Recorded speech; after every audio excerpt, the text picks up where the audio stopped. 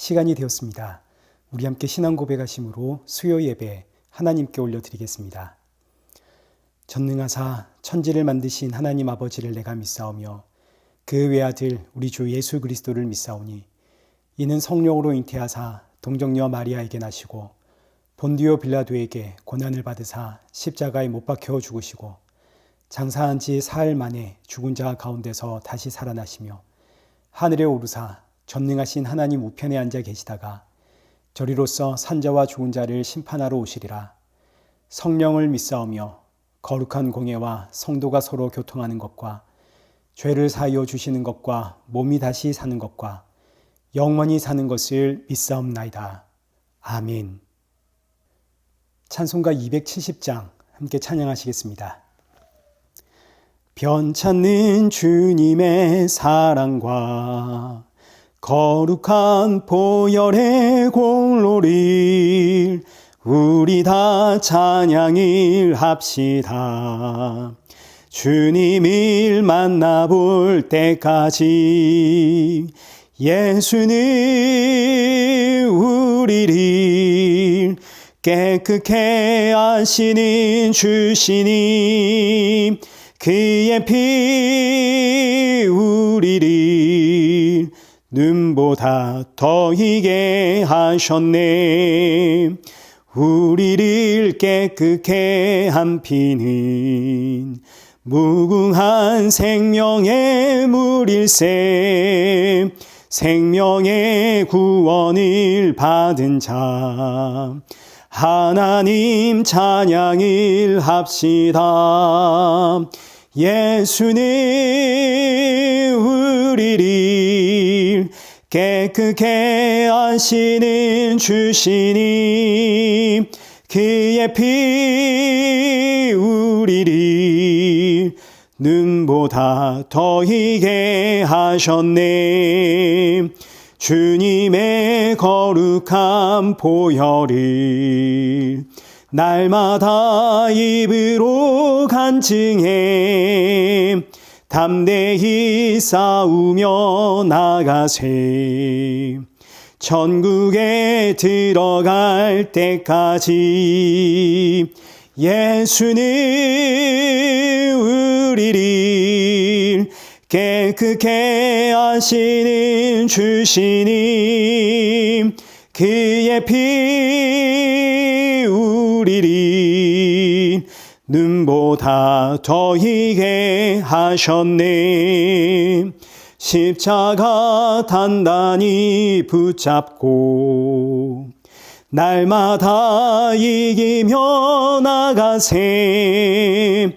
머리에 면류관 쓰고서 주 앞에 찬양할 때까지 예수는 우리를 깨끗게 하시는 주시니 그의 피 우리를 눈보다 더 희게 하셨네. 기도하겠습니다. 살아계신 하나님 아버지, 오늘 이 귀한 예배의 자리로 우리의 걸음을 인도하심에 감사를 드립니다. 오늘의 이 예배가 지치고 상한 사랑하는 성도들의 그 마음속에 새 힘이 되게 하시고 새 사람이 되는 새 능력의 예배가 되어질 수 있도록 크신 은혜 허락하여 주옵소서. 돌아가는 우리 사랑하는 성도들, 예수 그리스도의 그 십자가의 보혈을 의지하며 주께서 우리에게 맡기신 생명의 복음에 증인된 사명을 잘 감당하는 우리 모든 성도들 될 수 있도록 지켜 주옵소서. 예수님의 이름으로 기도드리옵나이다. 아멘. 성경 봉독하시겠습니다. 우리 오늘 보실 말씀인 호세아 2장 2절에서 7절입니다. 우리 한 절씩 교독하시겠습니다. 너희 어머니와 논쟁하라. 그는 내 아내가 아니요 나는 그의 남편이 아니라. 그가 그의 얼굴에서 음란을 제하게 하고 그 유방 사이에서 음행을 제하게 하라. 그렇지 아니하면 내가 그를 벌거 벗겨서 그 나던 날과 같게 할 것이요 그로 광야같이 되게 하며 마른 땅과 같이 되게 하여 목말라 죽게 할 것이며 내가 그의 자녀를 국률이 여기지 아니하리니 이는 그들이 음란한 자식들임이니라. 그들의 어머니는 음행하였고 그들을 임신했던 자는 부끄러운 일을 행하였나니 이는 그가 이르기를 나는 나를 사랑하는 자들을 따르리니 그들이 내 떡과 내 물과 내 양털과 내 삶과 내 기름과 내 술들을 내게 준다 하였습니다. 그러므로 내가 가시로 그 길을 막으며 담을 쌓아 그로 그 길을 찾지 못하게 하리니 그가 그 사랑하는 자를 따라갈지라도 미치지 못하며 그들을 찾을지라도 만나지 못할 것이라. 그제야 그가 이르기를 내가 본 남편에게로 돌아가리니 그때 내 형편이 지금보다 나았음이라 하리라. 아멘. 오늘 본문은 호세아 2장 2절에서 7절입니다. 내가 가시로 그 길을 막으며 라는 제목으로 오늘 본문의 말씀 우리 함께 살펴보도록 하겠습니다. 지난주에는 호세아의 결혼의 의미와 그리고 호세아의 자녀들의 이름의 의미가 무엇인지를 우리 함께 살펴보았습니다. 먼저 호세아의 결혼의 의미는 하나님과 우리와의 관계를 뜻합니다. 호세아가 음란한 여인과 결혼했듯이 하나님이 저와 여러분과 결혼을 하셨습니다. 그러나 저와 여러분은 본질상 진노의 자녀이고 죄와 사망에 매인 채 태어났기 때문에 우리에게서 나오는 것은 전부 쇳덩어리, 이 호세아서의 표현으로 하자면 음란한 자녀들입니다. 그래서 호세아의 자녀들, 그 이름이 첫째는 이스르엘, 내가 흩어버리겠다. 둘째는 로루하마, 내가 용서하지 않겠다. 이 마지막 막내는 로암미, 너희는 내 백성이 아니다. 이 의미는 저와 여러분에게서 나오는 행위는 하나님의 기쁨이 될 수 없다 뿐만 아니라 오히려 우리의 행위는 하나님의 심판의 대상이 된다. 이런 의미를 가지고 있습니다. 그럼 목사님, 우리는 아무것도 해선 안 되는 거 아닙니까? 이런 생각을 할 수도 있지만 그러나 이 말씀은 우리의 행위는 하나님의 기쁨이 되질 못하고 우리의 행위는 하나님의 심판의 대상이 될 뿐이니까 그러니 우리 아무것도 하지 말자 이런 의미가 아니라 우리가 얼마나 전적 죄인인가를 깨닫게 해주는 말씀입니다. 저와 여러분은 구원받을 자격이 없는 죄인들입니다. 이 사실을 안다면 내가 하나님을 위해서 그 어떤 일을 했다 하더라도 그 일로 내가 하나님께 칭찬받을 만한 일을 했어. 하나님께서 이 일로 인해서 기뻐하시겠지. 이렇게 나가는 게 아니라 주님, 저는 마땅히 해야 할 일을 했을 뿐입니다. 이것이 바로 누가복음 17장에서 예수님께서 우리에게 가르쳐 주신 성도의 마땅한 신앙생활의 모습이다. 우리 누가복음 17장 7절에서 10절 말씀을 우리 함께 보도록 하겠습니다. 너희 중 누구에게 밭을 갈거나 양을 치거나 하는 종이 있어 밭에서 돌아오면 그더러 곧 와 앉아서 먹으라 말할 자가 있느냐? 도리어 그더러 내 먹을 것을 준비하고 띠를 띠고 내가 먹고 마시는 동안에 수종 들고 너는 그 후에 먹고 마시라 하지 않겠느냐? 명한 대로 하였다고 종에게 감사하겠느냐? 이와 같이 너희도 명령받은 것을 다 행한 후에 이르기를 우리는 무익한 종이라 우리가 하여야 할 일을 한 것뿐이라 할지니라. 예수님께서 제자들에게 알려주신 성도의 바른 신앙 모습이 이와 같습니다. 우리가 주를 위해서 힘을 내어 그 어떤 일을 했다 하더라도 그 일로 인해서 우리가 칭찬받을 것이 아닙니다. 왜냐하면 우리는 죄인이기 때문입니다. 따라서 우리는 그저 감사로 나 같은 죄인에게 이 귀한 생명의 일을 맡겨주셨다는 이 사실 앞에 감사하며 주여 저는 그저 마땅히 해야 할 일을 했을 뿐입니다. 이 고백이 성도의 바른 신앙의 모습이고 자세입니다. 이렇게 우리에게서 나오는 것은 쇳덩어리 뿐입니다. 이 죄의 문제가 해결되지 않으면 우리가 하나님 나라에 들어갈 수가 없습니다. 그래서 하나님이 친히 이 땅에 우리의 죄 문제를 해결하기 위해 이 땅에 오시어 십자가에 죽으셨습니다. 그래서 이제 우리에게서 나오는 자녀들의 이름이 달라지죠. 첫째의 이름은 똑같습니다. 이스라엘. 그러나 그 안에 담겨있는 의미가 달라졌습니다. 이스라엘이라는 이름의 뜻은 흩어버리다. 그런데 또 다른 의미는 내가 여기다가 심다. 내가 너를 심었다. 둘째는 로루하마에서 루하마. 내가 너를 용서했다. 막내의 이름은 루암미에서 암미. 너는 내 백성이다.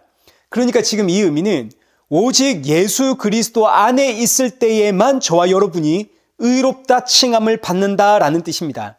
예수님이 없으면 저와 여러분은 심판의 대상일 뿐입니다.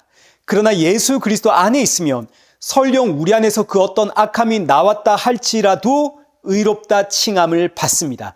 이 얼마나 놀라운 구원의 은혜의 말씀입니까?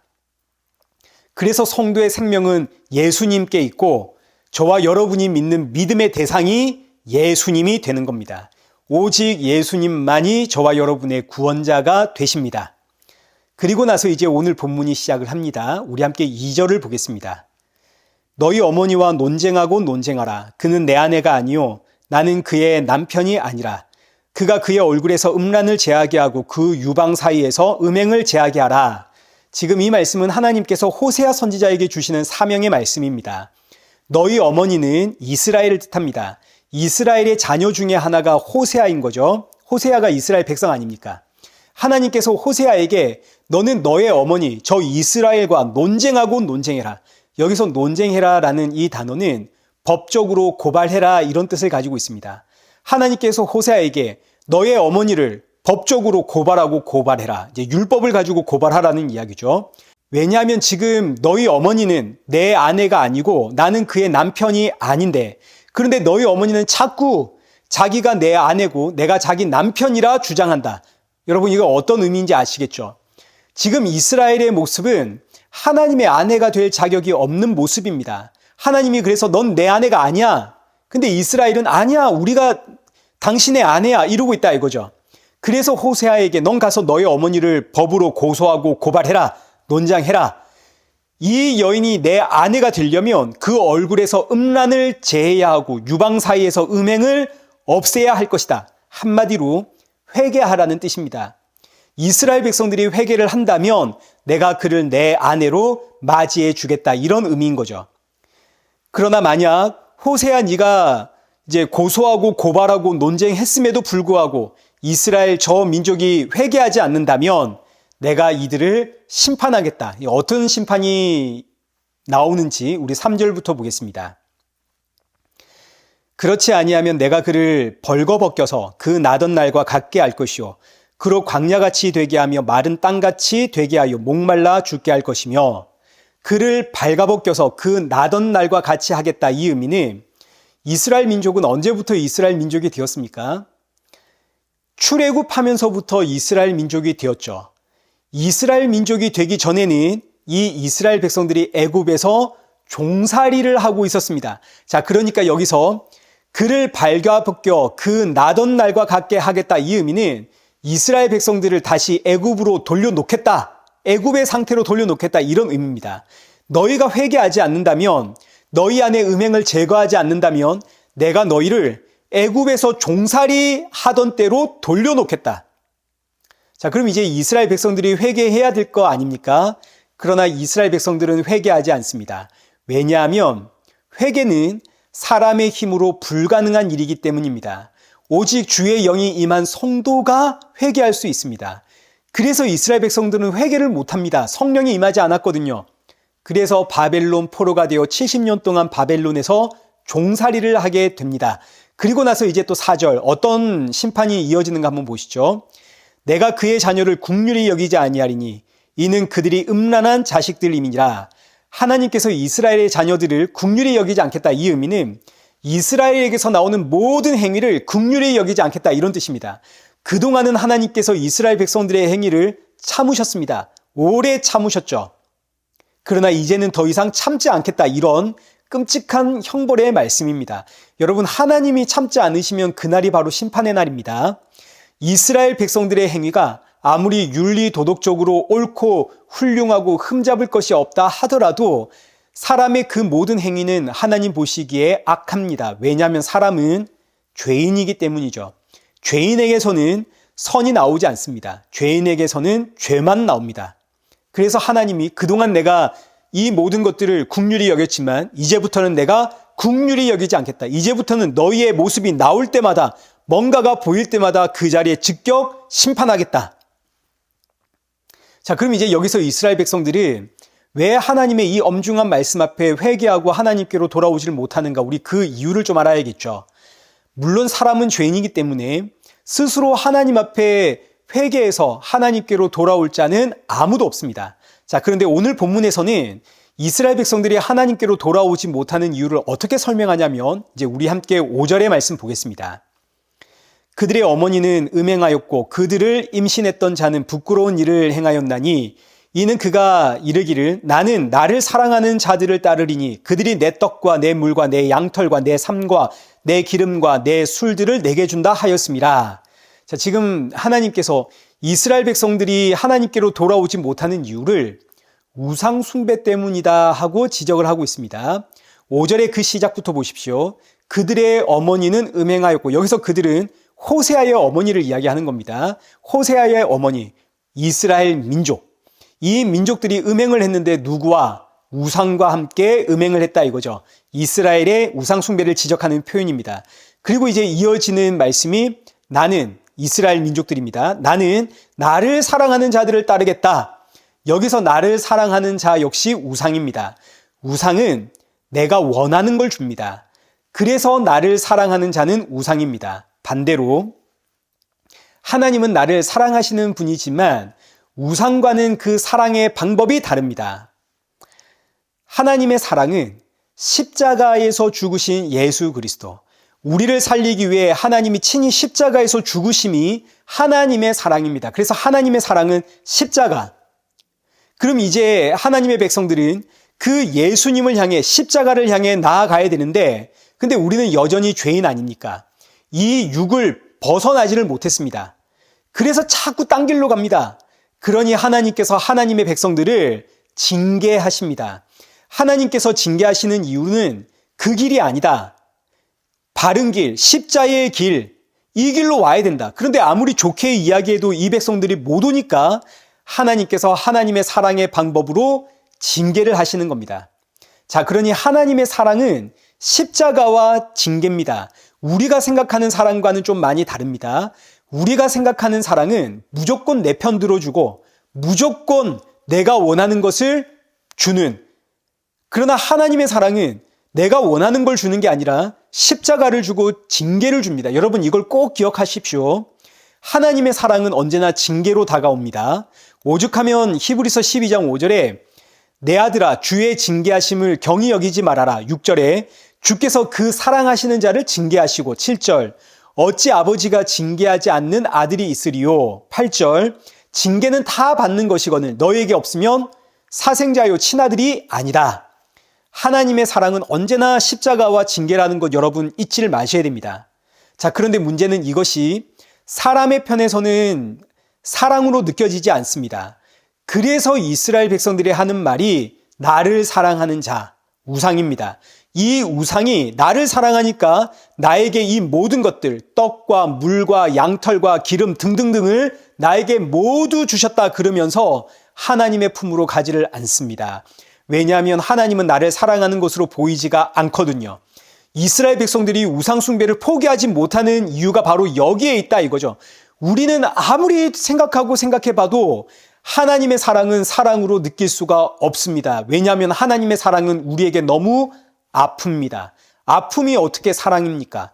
나를 사랑한다면 나를 도와줘야지. 내가 원하는 걸 줘야지. 지금 내가 이렇게 힘든데, 내가 이렇게 힘든 걸 안다면 나를 도와줘야지. 근데 아무리 봐도 십자가는 나에게 도움을 주는 게 아닙니다. 오히려 나를 죽이는 겁니다. 내가 힘든데 나보고 더 힘들어져라 그럽니다. 그리고 하나님의 사랑이 또 징계로 다가오죠. 그러니 우상 숭배를 하는 겁니다. 자, 그러나 하나님은 하나님의 백성을 포기하지를 않습니다. 하나님께서 포기하신다면 중간에 애초에 시작하지도 않으십니다. 하나님은 끝까지 자기 백성들을 책임지시는 신실하신 하나님이십니다. 그래서 방금 보았듯이 하나님의 사랑이 이제 징계로 이스라엘 백성들에게 다가가는 겁니다. 우리 6절을 보겠습니다. 본문 6절입니다. 그러므로 내가 가시로 그 길을 막으며 담을 쌓아 그로 그 길을 찾지 못하게 하리니, 하나님께서 우상 숭배를 향해 나아가는 그 백성들의 길에다가 가시로 덮어버리시고 높은 담을 쌓아 그 길을 찾지 못하게 하겠다 말씀하시죠. 그리고 나서 이제 7절입니다. 그가 그 사랑하는 자를 따라갈지라도 미치지 못하며 그들을 찾을지라도 만나지 못할 것이라. 자, 지금 이게 어떤 이야기냐면 원래 이스라엘 백성들은 십자가를 향해 쭉 뻗어 있는 십자가의 길을 향해 갑니다. 근데 이 길이 비포장 도로입니다. 울퉁불퉁 흙으로 되어 있는, 비가 오면 엉망진창이 되고 온 몸이 더러워지고 또 걷다 보면 발이 너무너무 아픕니다. 그런데 옆을 보니까 옆은 쫙 뻗어 있는 아스팔트입니다. 얼마나 길이 좋은지. 그리고 그 길에 가는 사람들은 모습도 너무너무 근사합니다. 야, 나도 저 길로 가야겠다. 근데 그 길이 우상숭배의 길 아닙니까? 그러나 그럼에도 불구하고 이스라엘 백성들이 십자가의 길에서 돌이켜 이 좋은 길로 가려고 하니까 하나님께서 이스라엘 백성들의 걸음걸음마다 가시를 뿌려버렸다 이겁니다. 신이 나서 아스팔트 위로 올라갔는데 이스라엘 백성들이 한 걸음을 디디자 거기는 전부 가시밭입니다. 발이 터지고 상처가 나고 난리가 났습니다. 아무리 이 길이 좋아도, 아무리 이 길을 가고 싶어도 가시 때문에 갈 수가 없습니다. 걸으면 걸을수록 내가 핏덩이가 되어져 갑니다. 상처만 남습니다. 다른 사람들은 잘만 가는데 나는 갈 때마다 내 앞길에 가시가 뿌려져 있습니다. 이걸 밟고서는 도무지 갈 수가 없죠.